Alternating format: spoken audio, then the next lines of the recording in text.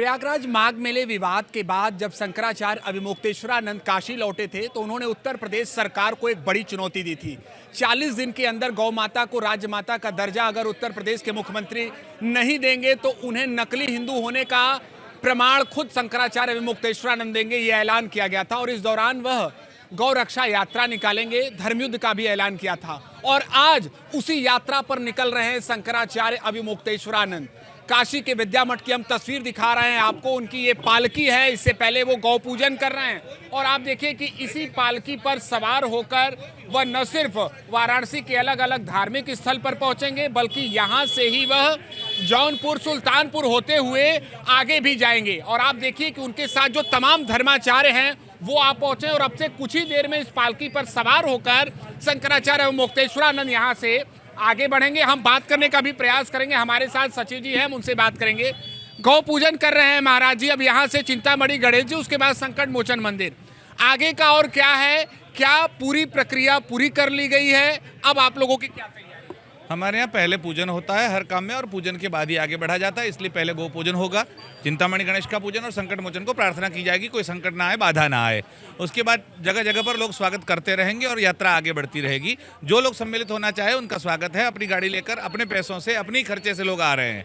ये कोई हमारा आयोजन भी है ना हमारी कोई व्यवस्था है, लोग अपने आप आ रहे हैं, अपने आप जुड़ रहे हैं और हम आगे बढ़ते जाएंगे। जौनपुर जाएंगे, जौनपुर से सुल्तानपुर जाएंगे, सुल्तानपुर से आगे रायबरेली जाएंगे, फिर उन्नाव होते हुए नैमिषारण्य और फिर लखनऊ पहुंचेंगे। तो पूरी यात्रा हमारी 4 दिन की रहेगी जिसका प्रारंभ आज से हो रहा है और वहां जाकर राज्य माता राष्ट्रमाता घोषित करने के लिए हम मांग उठाएंगे और इस मांग के लिए हम धर्म युद्ध का शंखनाद करेंगे कि अगर इसमें कोई बाधा बनता है तो उसके विरुद्ध हमारा धर्म युद्ध जारी रहेगा। 35 दिन पूरे हो चुके हैं, आपको अभी तक क्या सरकार से वो अपेक्षा लग रही है कि क्या बचे हुए शेष दिनों में कुछ ऐसा निर्णय लिया जा सकता है?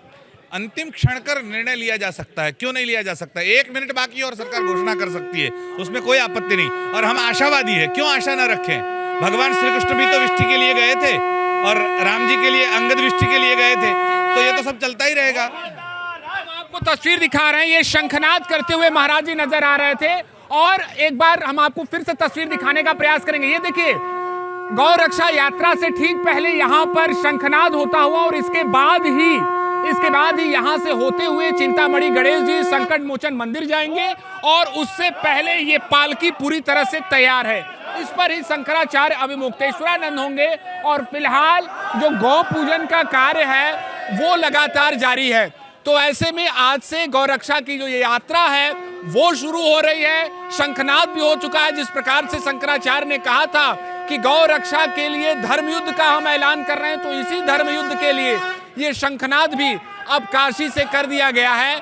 गौ माता को राज्य माता का दर्जा देने के लिए शंकराचार्य निकल पड़े हैं। अब देखना ये होगा कि क्या वो अपने इस संकल्प में पूरे होते हैं कि नहीं। हम आपको तस्वीर भी दिखा रहे हैं, देखिए शंकराचार्य अभिमुक्तेश्वरानंद जैसे ही अपने मठ से आगे आ रहे हैं वैसे ही शंखनाद किया गया है और इसके बाद उनके साथ अन्य धर्माचार्य भी हैं, स्वामी मुक्तानंद भी हैं।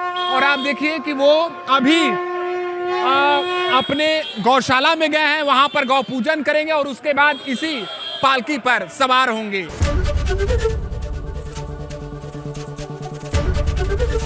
एबीपी गंगा, खबर आपकी, जुबान आपकी।